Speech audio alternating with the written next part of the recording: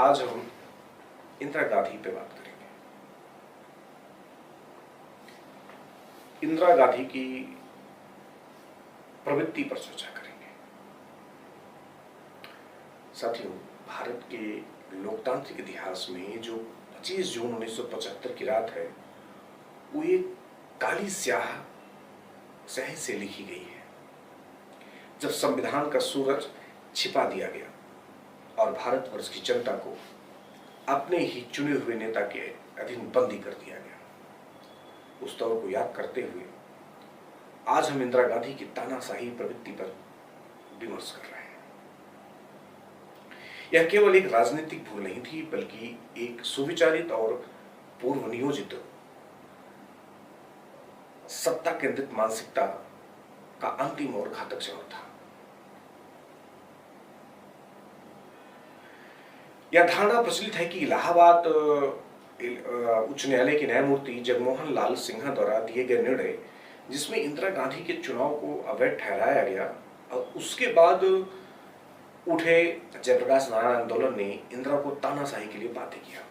लेकिन यह विश्लेषण अधूरा है और ऐतिहासिक विवेकहीनता से भरा हुआ है।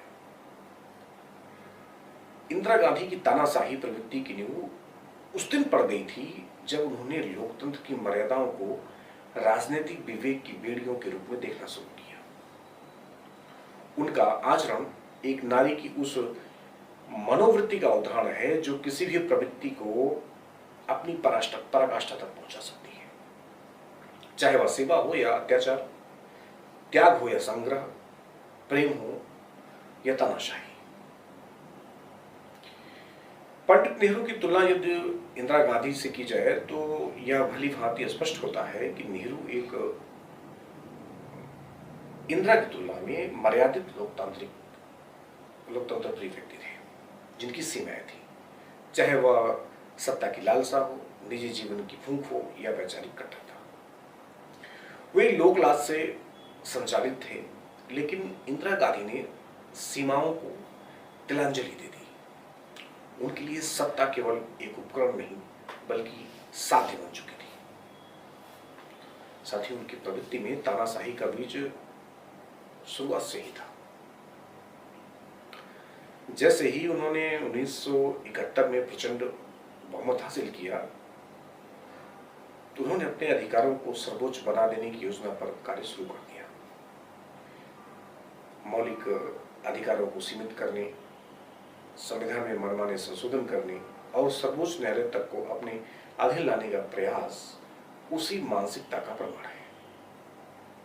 एक प्रसिद्ध केस है केशवानंद भारती प्रकरण।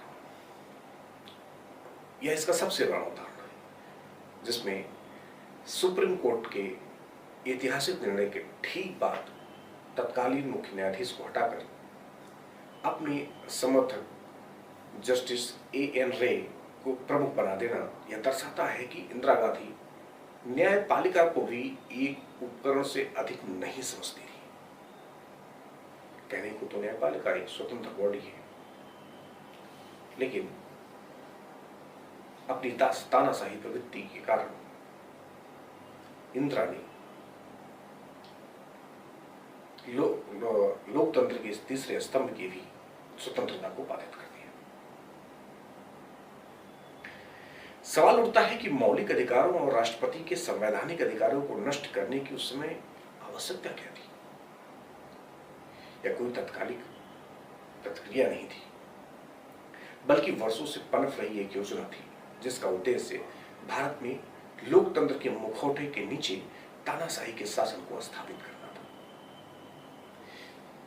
यह भी देखा गया कि राजीव गांधी इंदिरा के कई निर्णयों से सहमत नहीं थे, लेकिन उनके छोटे बेटे संजय गांधी उनके चरमपंथी अभियान के प्रमुख हथियार बने।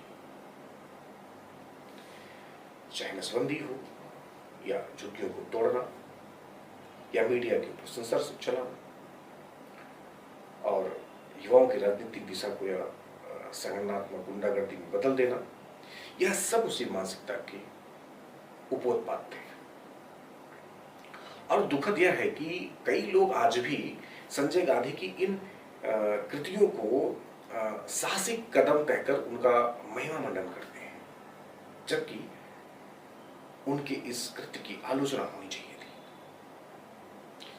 यह तानाशाही मानसिकता केवल इंदिरा गांधी पर आकर नहीं रुकी।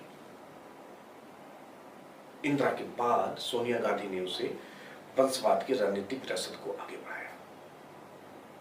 उसी जो उनका जो एक पहले से ही चला आ रहा था वंशवाद, उसी को उन्होंने राजनीतिक विरासत पर लिया।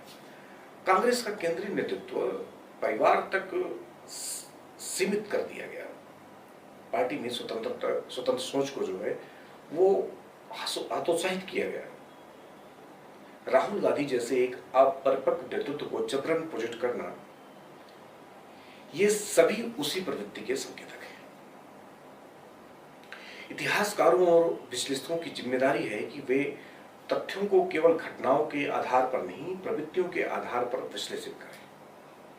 आपातकाल में कोई तत्कालिक निर्णय नहीं था।